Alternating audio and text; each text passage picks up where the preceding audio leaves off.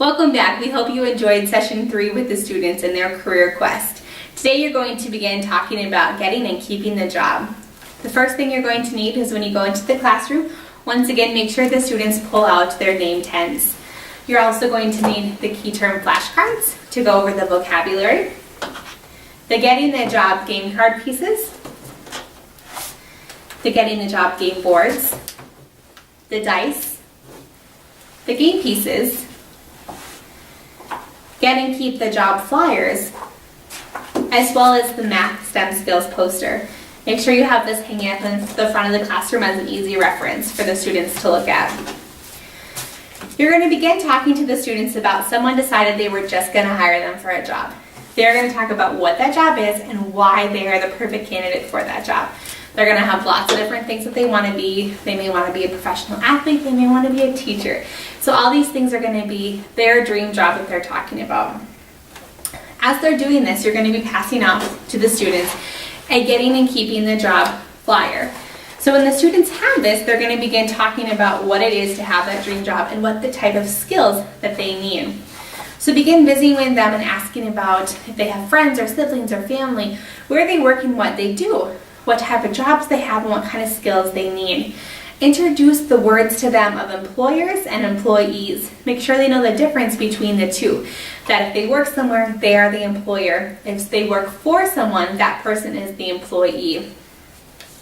The guidebook says that if there's time allows, to have them fill this out. I always have the students fill this out first. I give them just a couple minutes to do it. I let them know that they can put their name, they can make up an address. If they want to live in Arizona, they can live in Arizona for the day.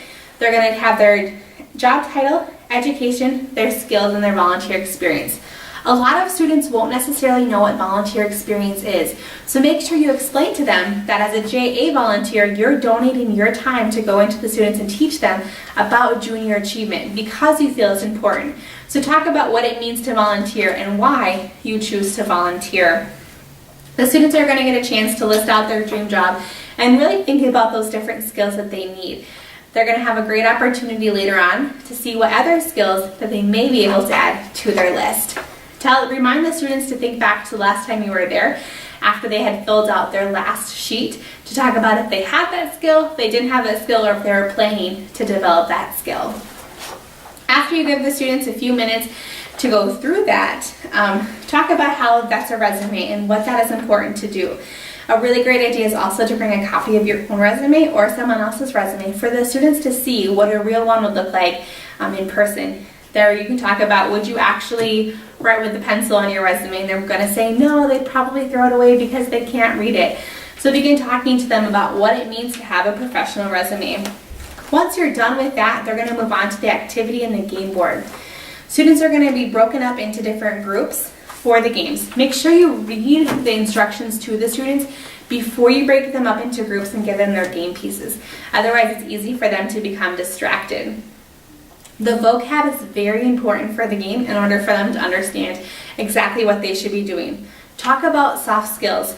Don't rush over that, but make sure you show the importance of what it means to have soft skills, the importance of communication, and then also what a job interview is.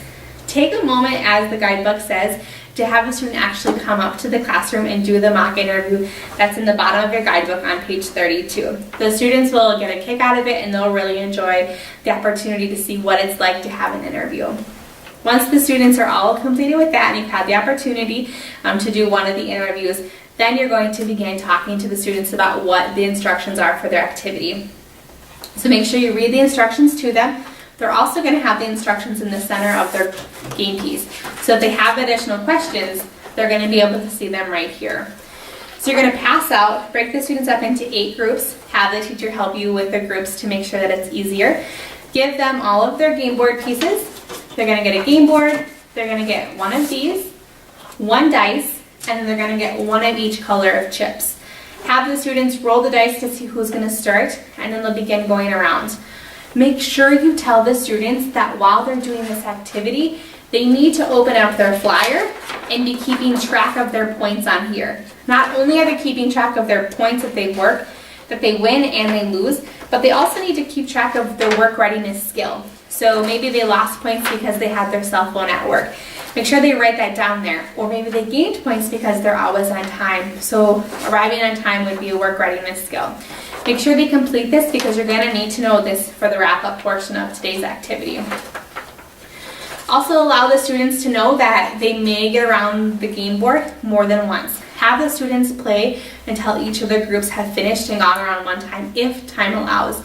Then you can stop the students wherever they are during their game and to have them add up their points. Talk about who was the winner of the group, who was the loser. You can talk about whether the game was fair, not fair, what kind of things they landed on that made them lose points, and what kind of things they landed on where they gained points. This is a great reference point to go back to the resume that they already filled out and talk about what those skills are.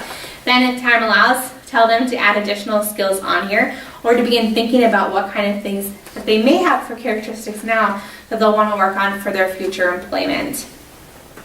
Once you're done with that activity, you're going to let the students know that next time will be their last session for junior achievement, and you'll be back to talk about the global connections and how everything they've been talking about to this point is going to intertwine globally. Enjoy session 4.